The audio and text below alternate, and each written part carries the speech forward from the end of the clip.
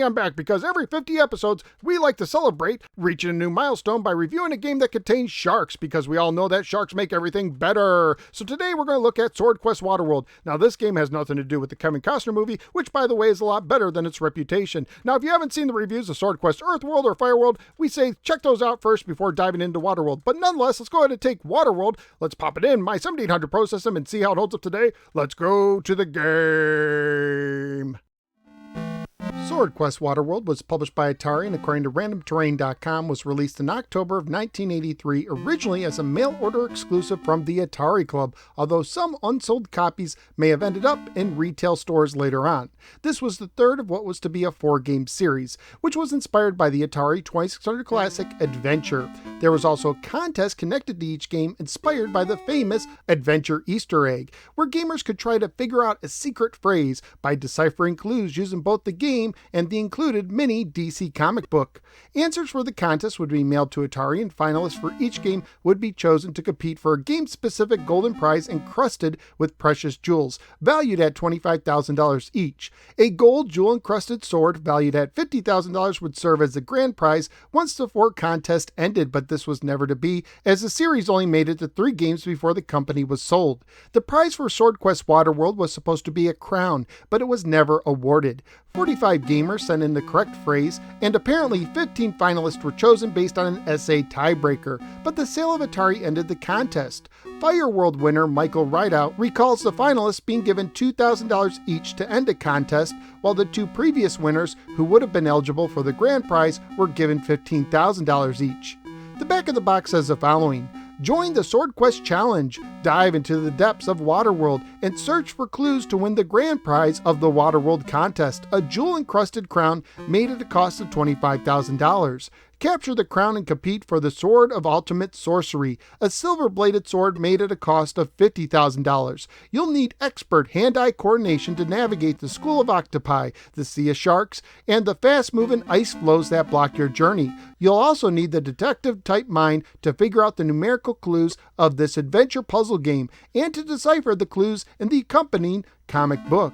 Swordquest Waterworld is an adventure game for one player only with one standard mode of difficulty. It plays very similarly to the previous 2 Swordquest games, where you move from room to room with the joystick and collect objects using the button and the joystick to put in your inventory, which can hold up to 6 items. In total, there are 16 objects, some of which are new to the series and some that were seen in previous games.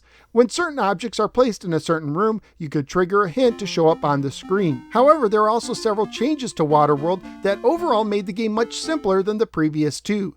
This time there are only 7 rooms, lined up in a simple stack formation based on the Kundalini chakra. Now, in between each room is one of 3 mini-games. The first minigame has you trying to swim around sharks from one side to the other. The second minigame has you swimming around a school of octopi from the top to the bottom. This is the easiest of the 3 minigames, as the octopi will not touch you when you're on the far right side. The final, and in my opinion, the most difficult minigame is the ice flows. Similar to the raft game from Swordquest Earthworld, in this game you must work your way from the bottom to the top, jumping from ice flow to ice flow.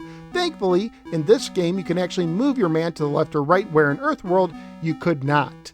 In each of these games you have about 30 seconds to meet your objective. If you are able to overcome the obstacles and make it to the other side, you enter a room where you will see all the available objects. However, if you fail to reach the other side in time, you will still enter the room, but some objects will become invisible. Thankfully, approaching the rooms from different directions can trigger a different minigame. And additionally, holding certain objects can allow you to pass the minigame and still see all the objects in the room. The controls for picking up and dropping objects have also been altered a little bit. To pick up an object, you must stand over it with your chest touching it and press the button. To drop an object from your inventory into the room, you must stand over the bag on the screen and press the button to enter your inventory and select an object from there. As you pick up and drop objects, a clue might appear on the screen. These clues will either show 2 objects, indicating that in one of the rooms, these 2 objects are part of the solution to getting the real clue, or it will show an object and a room number, meaning that that particular object is part of the solution for that particular room.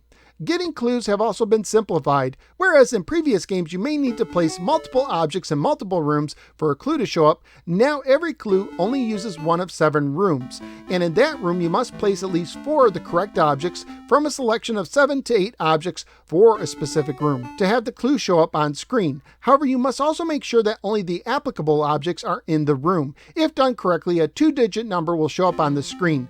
This number refers to how many panels into the comic book was the location of the secret word. This word was usually hidden in the artwork, like the word hasten, although one word, cold, was simply in bold within a word bubble. In total, there were 7 hidden words, but the phrase only contained 4 words. So how did you know which words counted? The comic opened with the phrase, powers of prime, meaning that only words that came from an in-game clue number that was the product of 2 prime numbers counted. So when the number 26 showed up on screen, you knew it counted since 2 times 13, both prime numbers, equal 26. The secret phrase that pays was hasten toward revealed crown. Once you get a clue, you must reset the game to completely start over in order to search for a new clue. Sadly, this means nothing happens in the game itself if you do find all the clues. Graphically speaking, this is a solid looking game, with the 3 mini-games all having a nice look. The game itself is light on sounds, but I enjoyed the musical ditties spread throughout. I especially like the music in the Ice Flow game.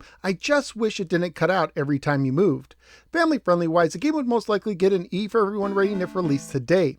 Currently at pricecharting.com, the game is one of the more expensive 2600 cartridges, with loose copies going for $198, complete copies selling for several hundreds of dollars, and even the mini comic book by itself being able to sell for over $100 and sometimes over $200. So what do you think of Swordquest Waterworld? After playing Earthworld and Fireworld, this is a breath of fresh air. That's not to say it's a great game by any stretch of the imagination, but it is a whole lot better than the previous 2. It's not super glitchy like Fireworld, although sometimes the hallways can disappear in rooms, but thankfully you can still move through them where they're supposed to be. The mini-games look better and are easier to deal with, since you can easily find objects to bypass them, or you can approach the rooms from different rooms to access different mini-games.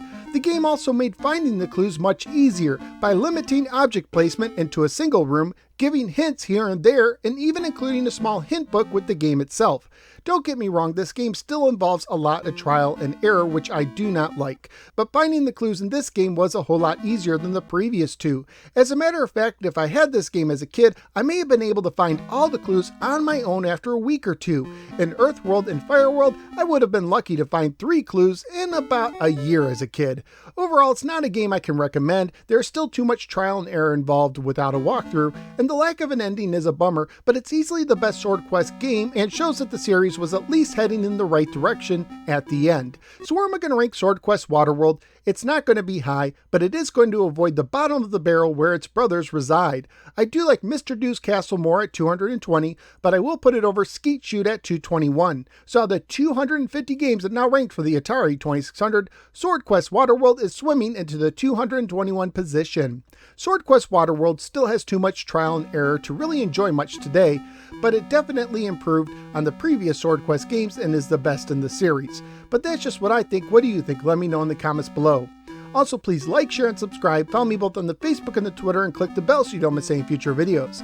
At this time, I'd like to thank all my supporters on Patreon. If you think these videos give you at least $1 per month of information and entertainment, please consider joining my supporters at patreon.com/NoSwearGamer. Not only will you help keep the show going, but you may also get a chance to nominate and vote on games for me to review.